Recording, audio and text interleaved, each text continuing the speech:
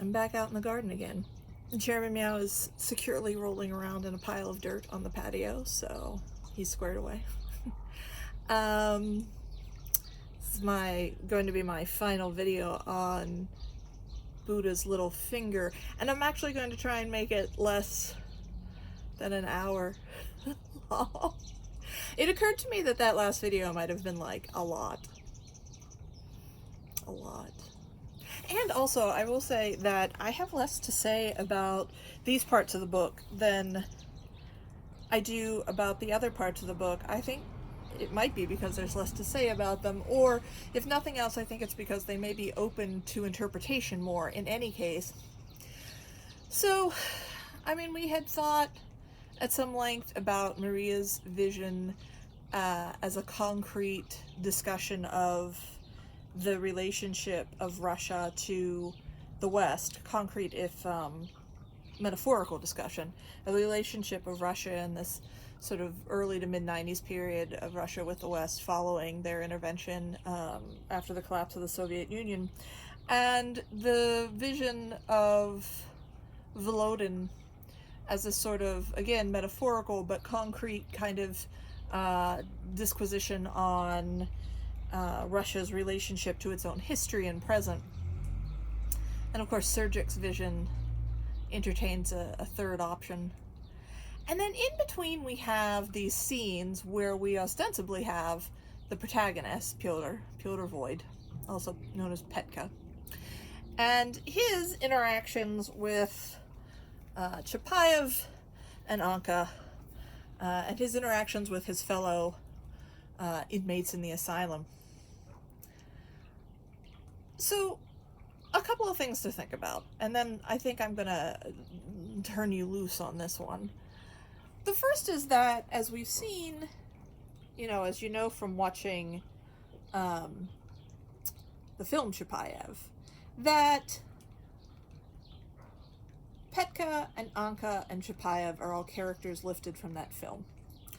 And Chapayev was a real person in history whose actual biography we probably cannot get at, right? I mean, anybody can. He was, it is true, a peasant, a lowly person before he joined the army. He achieved great fame as a commander in the army. He died, right? The actual facts of his real self are not that available to us. The most proximate thing we have is this biography written by Furmanov, who was a real person too. He was Chapayev's political officer.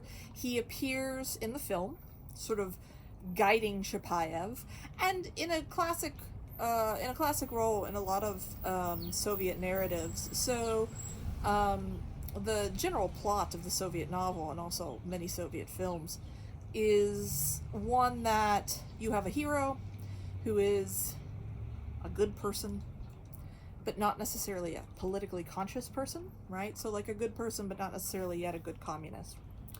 And they are faced with a task of doing something to help the motherland. And they're also faced with the task of coming to political consciousness. And they have a mentor who is a good communist.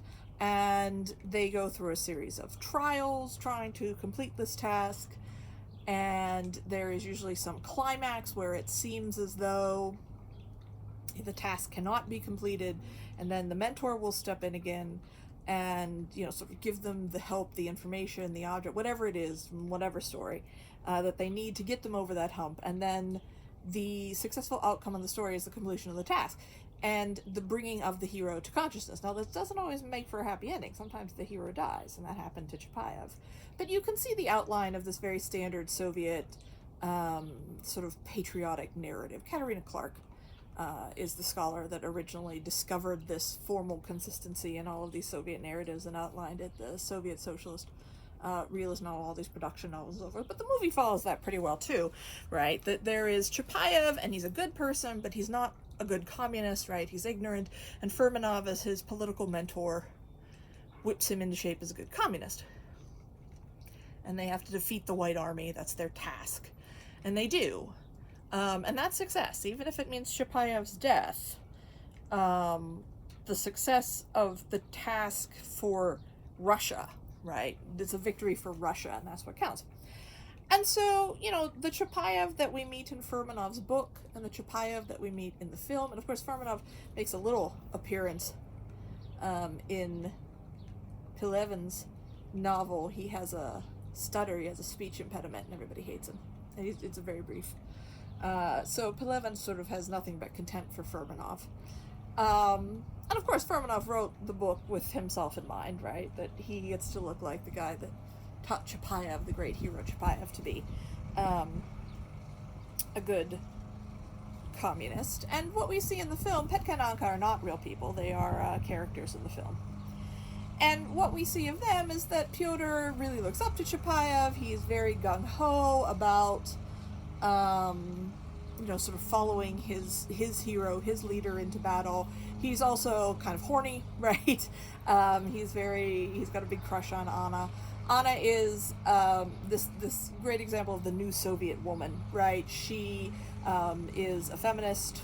She's independent. She wants to fight in the war. She's rejecting all of these get off me, teach me to use the machine gun. But yet she also eventually is won over by Petka, and we get the sense that in the future she's going to be one of these mothers of Russia, right? That she will have served her country, and that she will be this, sort of competent and useful person for both the motherland and a good wife and eventually mother for the motherland too, right? So sort of fulfilling all of these norms of the new Soviet woman.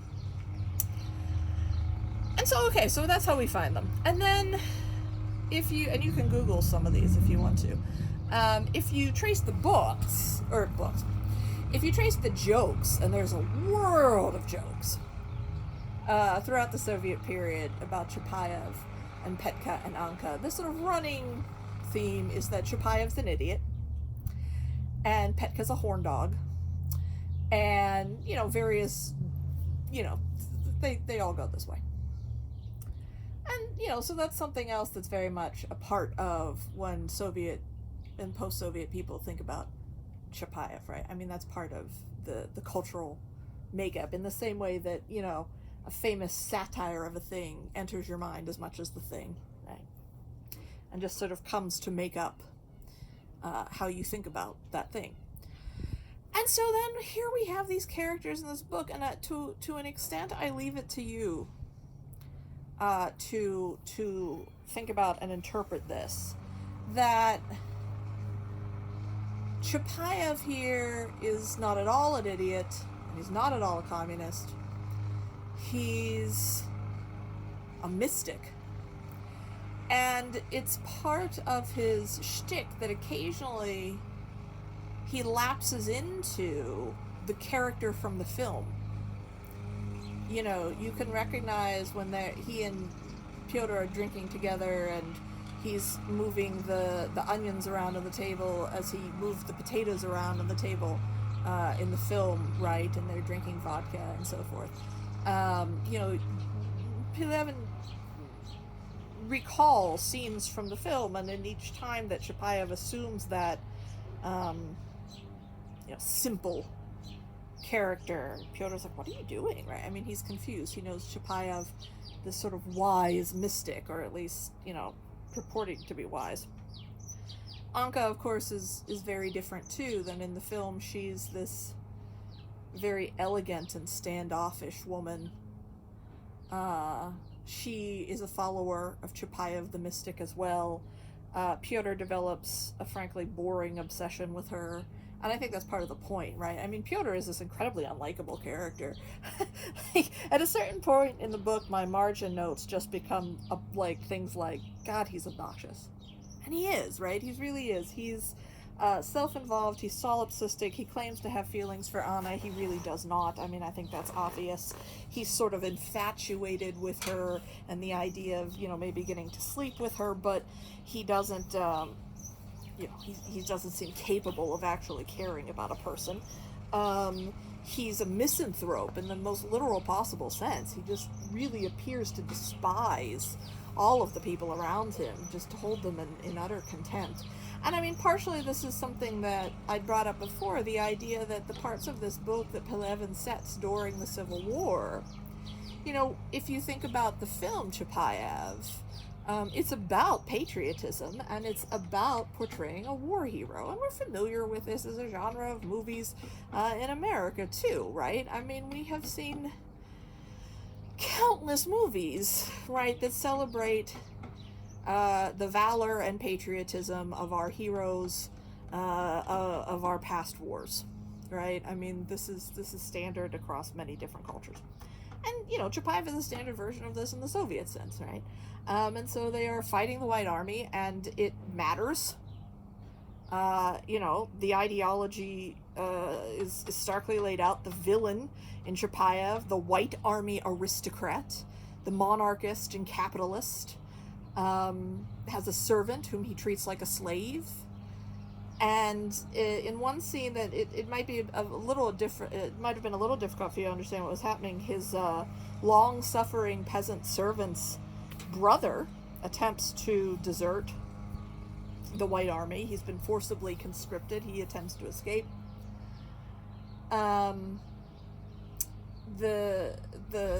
white villain, he signs first a warrant saying that the man should be whipped, the man, should be physically punished, physically beaten for trying to desert. And his servant is like, that's my brother. And he crosses it out, and he says that he should be executed. He finds out that it's his loyal servant's brother, and he increases the penalty to death, right?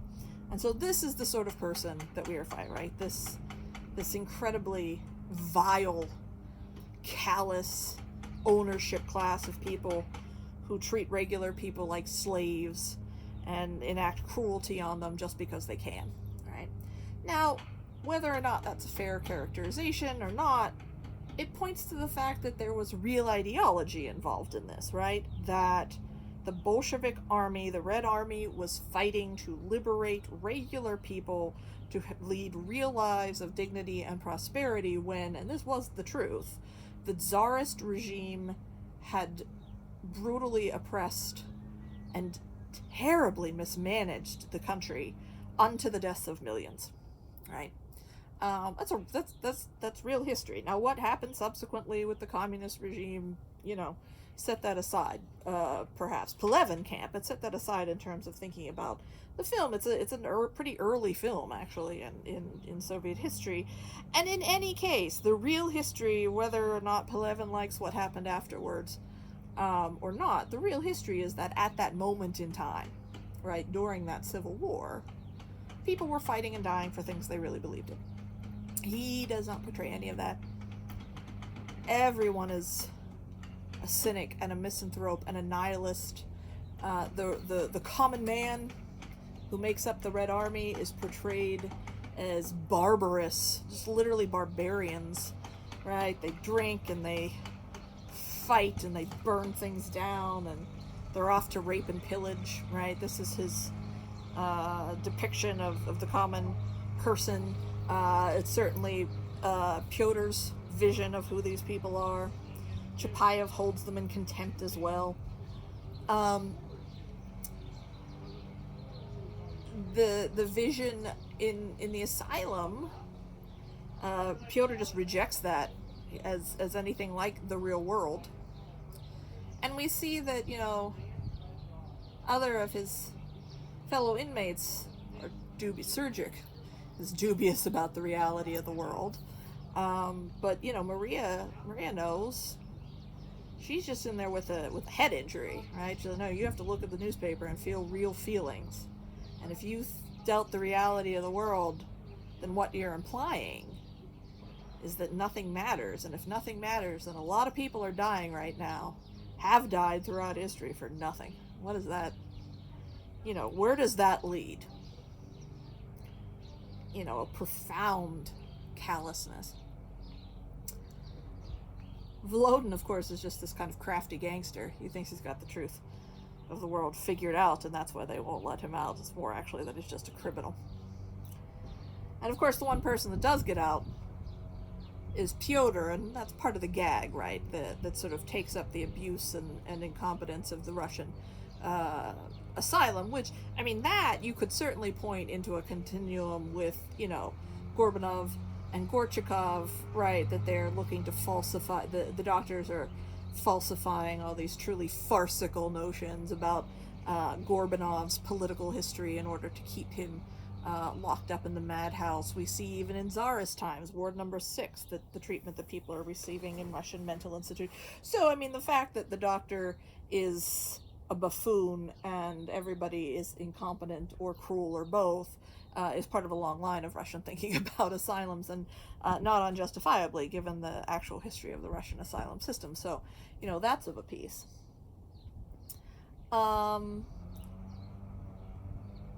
Yeah, and this just continues, and we get all of this sort of, I'd mentioned before, we get all these sort of bastardized references to Buddhism, the idea that Pelevin is trying to marry these two traditions, and by these two traditions, I mean, one, this contemporary postmodern philosophical doubt about, I mean, in real philosophical terms, not necessarily the reality of the world, but doubt about the ability to articulate and communicate the truth. The existence of any one truth is put into significant doubt, and insofar as we are left with many different truths from different perspectives, the ability of us to articulate truth, given the gaps in language and our capacity for collectively projecting meaning, the capacity to articulate that truth is in doubt, or at least to articulate it fully. And our capacity to communicate with each other, fully anyway, is in doubt. And you get into these sort of philosophical reminiscences, but the sort of, going down such paths that you're like, well, if you can never really fully communicate the truth, then is every statement a lie, right? And things like that. Those sorts of concerns that largely arise in Western postmodernism are then brought to bear in the context of post-Soviet postmodernism, and I discussed that already, I think at some length, right? This idea that in a political and ideological environment where the state is constantly rewriting history for propaganda purposes, the fact that the truth becomes lost, right? We cannot articulate a truth because all evidence of it has been lost and distorted. We cannot communicate a truth because it is illegal to do so, right? You could face serious punishment for communicating the truth, right? And so the end result being all the same, that we're just adrift in a relatively meaningless world. And Pelevin both sort of infuses that into his writing, and then also it appears in the plot. And so one thing to think about is, I said, I put this question to you. All right, we have this original version of Chapayev and Petya and Anka, and we have all the joke and I said, I encourage you to Google. I mean, it's a simple Google search, to Google them and see some of the jokes and the way they're sort of enter Soviet popular culture in that way. And now we have this depiction of them as this sort of the mystic and the bitch, and this truly obnoxious little solipsist that wanders around whining about his golden joy, unable or unwilling to care about other people. And then somehow they all get to enlightenment. They force their way into it. No one takes the Eightfold Path. They just they've got that little finger in the machine gun. And there are, within the Buddhist tradition, there are many stories of the Buddha spontaneously and suddenly releasing people from samsara, bringing a kind of instant enlightenment on people.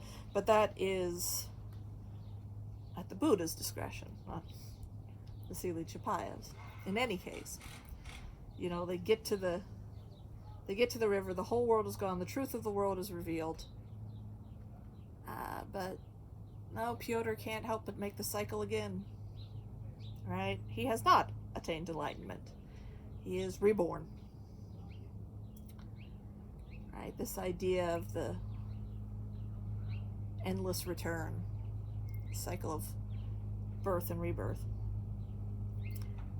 And, I will bring up at the end, when I'm at this island, he's in a cab, in modern Russia, right? 90s Russia. Please do not talk about politics. I understand absolutely nothing about it, and I always get confused. This is on page 325. The cab driver, that young man is precisely the reason why everything has fallen apart the way it has, because you and people like you understand absolutely nothing about it. What's politics about anyway? It's about how we can carry on with our lives. If everyone thought about how we could sort things out in Russia, then they wouldn't need any sorting out. And that, if you'll pardon the expression, is the dialectic. Of course, is a reference to Marxism-Leninism. The cab driver's making a bit of a play on words there, but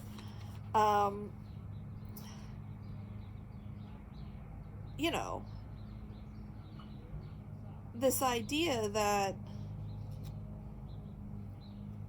at a moment in Russia, in Russian history, when the country is falling apart,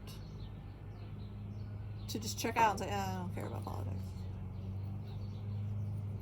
It's deeply irresponsible, right? And this cab driver is sort of like,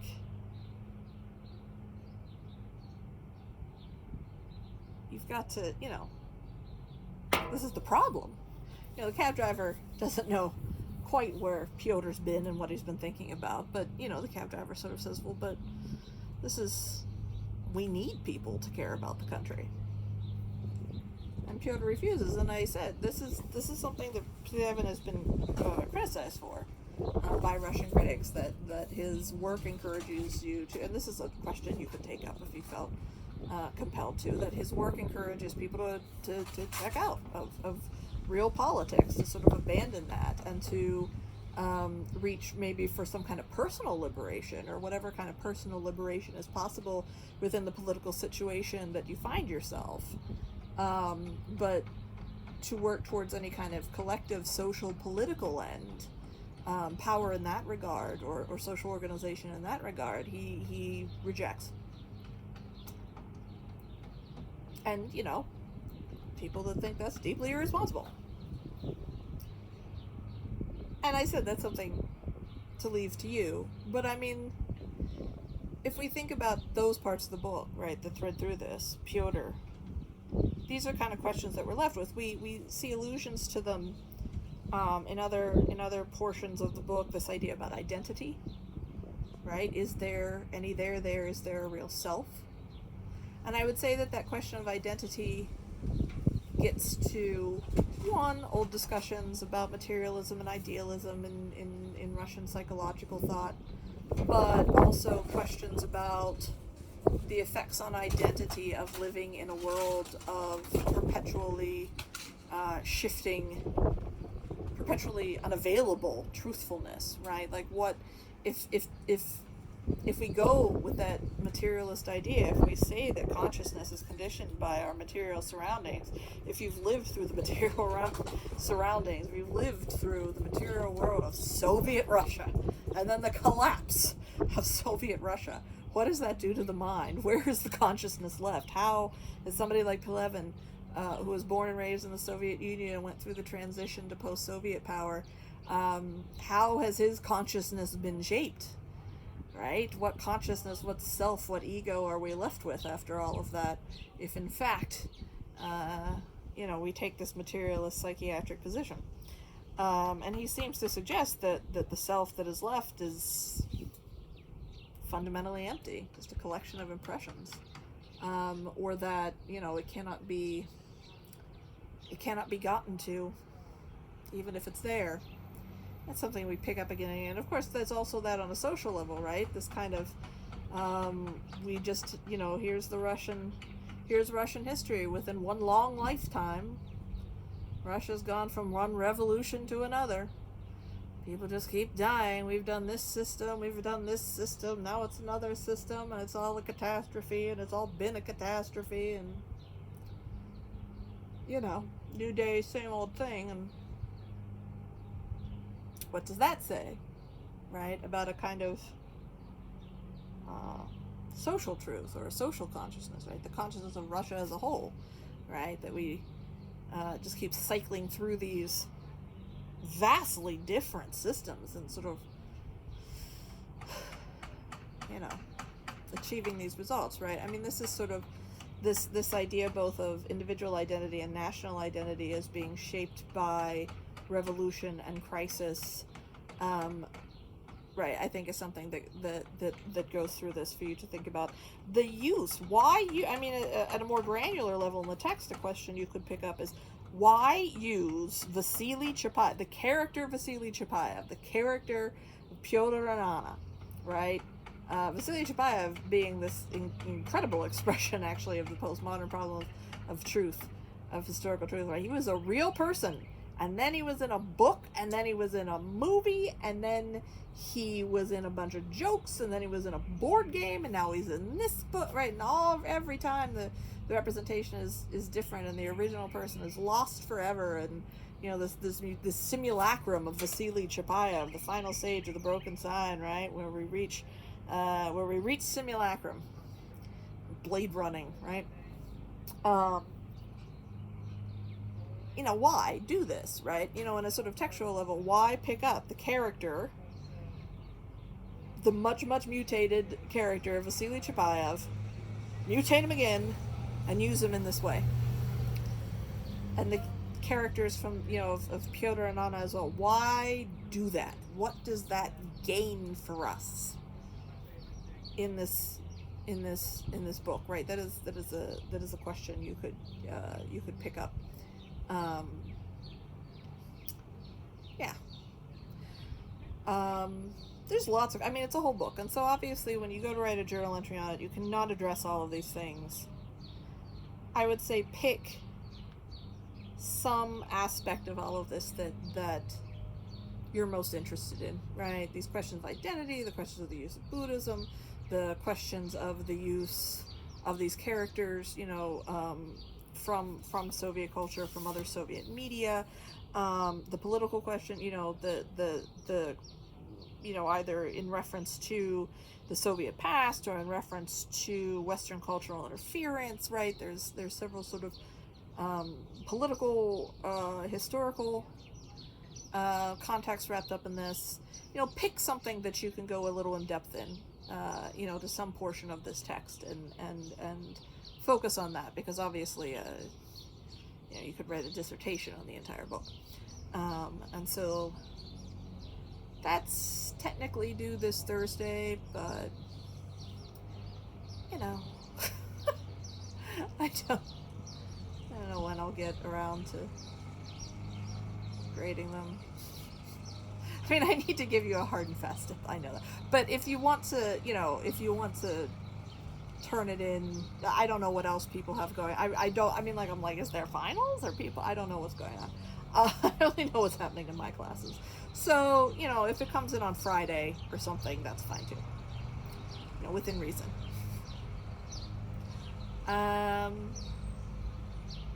So, yet again, I say stay safe and stay inside and wash your hands and wear your masks and good luck.